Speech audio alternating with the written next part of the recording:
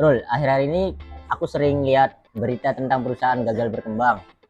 Ternyata bukan cuma soal modal atau produk, tapi soal struktur organisasi. Setuju Ul, banyak orang fokus ke omset, tapi lupa bahwa organisasi itu harus punya kerangka yang jelas. Struktur organisasi itu seperti kerangka tubuh. Dia menentukan siapa yang bertanggung jawab dan bagaimana cara kerjanya. Permisi Kak, ini pesanannya. Kak, tadi aku dengar Kakak lagi ngebahas struktur organisasi ya. Di kampus aku juga lagi ada struktur organisasi. Ini selain gabung, kita lagi bahas inti penting manajemen organisasi.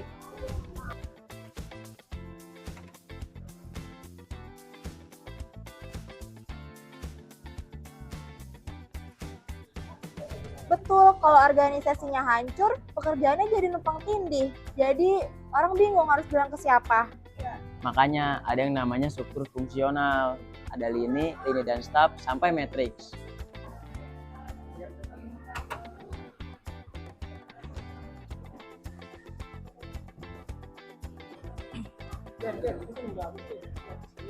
Di kelas, aku baru belajar kalau struktur menentukan cepat lambatnya pengambilan keputusan.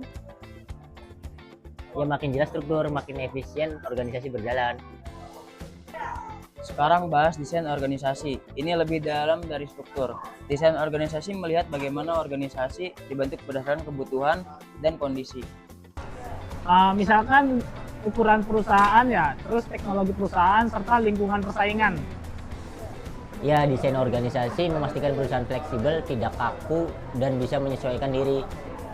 Kalau perusahaan kecil meniru perusahaan besar, malah ribet sendiri nantinya. Desain organisasi itu pada dasarnya menata ulang struktur supaya sesuai dengan tujuan perusahaan. Udah lumayan bahas teori di kafe. Sekarang kita bahas penutup di taman, biar agak kelihatan santai. Desain pekerjaan itu fokus pada sebuah bagaimana tugas disusun.